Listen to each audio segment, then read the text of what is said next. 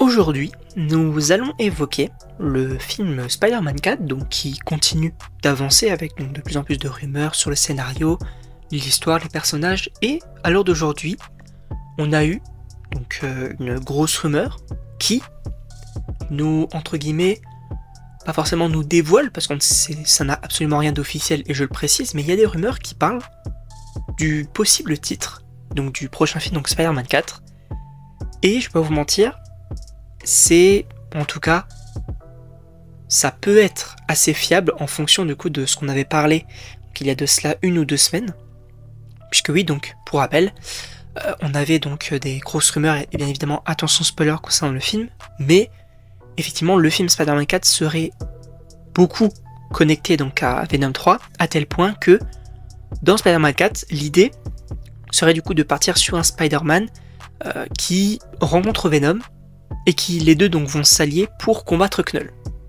Ça c'était la rumeur comme quoi donc on avait parlé. Moi personnellement, j'étais moyennement chaud, je vais pas vous mentir, je me suis dit bon, il faudrait quand même que Knull soit assez important, il faudrait également que Venom soit un petit peu plus sérieux. Encore une fois, ça reste à voir.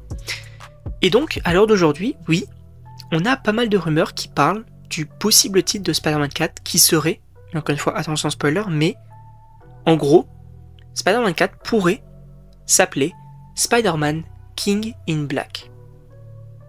Alors certains ne vont peut-être pas comprendre la référence, mais effectivement, dans les comics, et d'ailleurs donc j'ai lu les comics King in Black, en gros, c'est tout simplement l'histoire, l'arc de comics qui exploite le personnage de Knull. Donc, plutôt sympa encore une fois, ça peut rentrer encore une fois en tout cas ça peut sembler cohérent par rapport aux autres rumeurs qu'on avait eues précédemment. Là, que le film s'appelle Spider-Man King in Black, je trouverais ça assez logique, même si un petit peu dommage également. Parce que pour moi, ça peut faire un petit peu aussi le syndrome Captain America Civil War, où en réalité, Civil War dans les comics, c'est un grand arc de comics, il y a énormément de personnages, c'est très impactant. Dans Captain America Civil War, j'aime bien ce qu'ils ont fait, mais c'est vrai que voilà, ça n'a rien à voir. Ça n'a rien à voir. Les équipes sont un petit peu réduites, etc. Voilà. Je pense que ça peut faire exactement le même syndrome, c'est-à-dire que au lieu de faire un film, ou même peut-être 2 films King in Black, où vraiment on exploite le personnage de Knull qui arrive sur Terre, qui doit combattre les Avengers, les X-Men, etc., qui est vraiment un grand antagoniste et un grand arc de comics, que là, en fait, on exploite juste sur un film, l'arc de King in Black.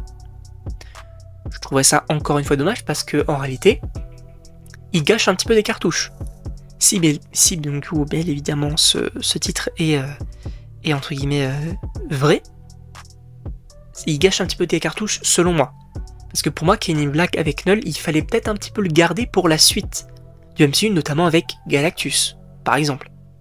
Là, je me pose des questions, certaines personnes peuvent être très, très chauds. Moi, j'attends de voir Venom 3. J'attends vraiment de voir Venom 3 pour savoir si d'un côté Venom a changé ou pas, je m'attends à rien, je peux pas mentir du film, mais aussi découvrir un petit peu Knull, pour savoir où est-ce que ça en est.